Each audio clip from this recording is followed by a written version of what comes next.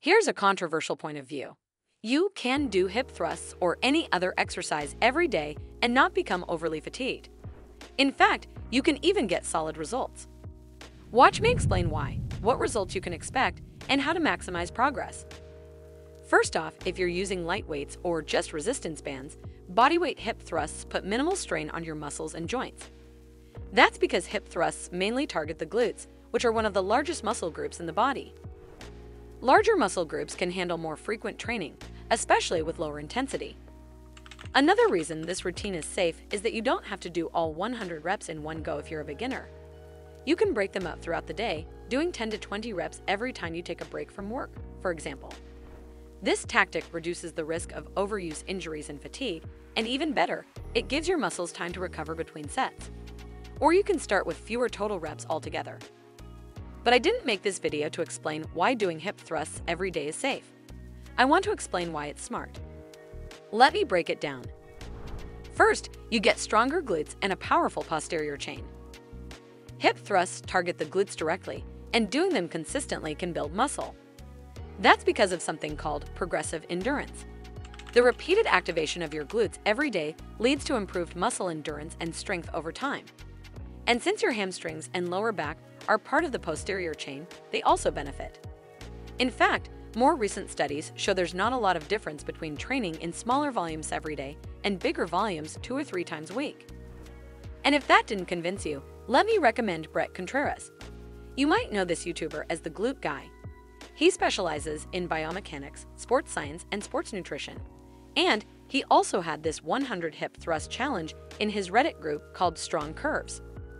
I followed the challenge, and participants generally got good results in terms of glute engagement, but a lot of them used bands and small weights, not just body weight.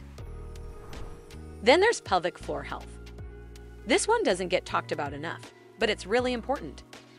Your pelvic floor supports organs like the bladder and bowels, and weak muscles down there can lead to issues like incontinence or poor sexual health. Hip thrusts activate your glutes, which are connected to the pelvic floor muscles. Stronger glutes mean better pelvic support. And if you want to maximize your results here, I advise you to also focus on strengthening your inner thighs. Butterfly glute bridges are a great start here, and they work similar muscles to hip thrusts. Next up, lower back pain relief.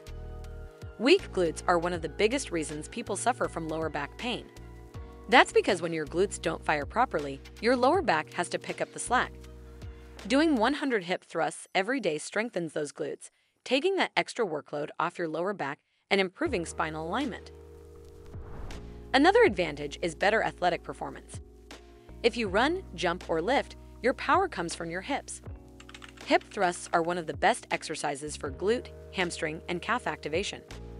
And all that means better explosiveness and more speed and power in movements like sprinting or jumping. You'll also see good results in your posture. Stronger glutes keep your pelvis aligned.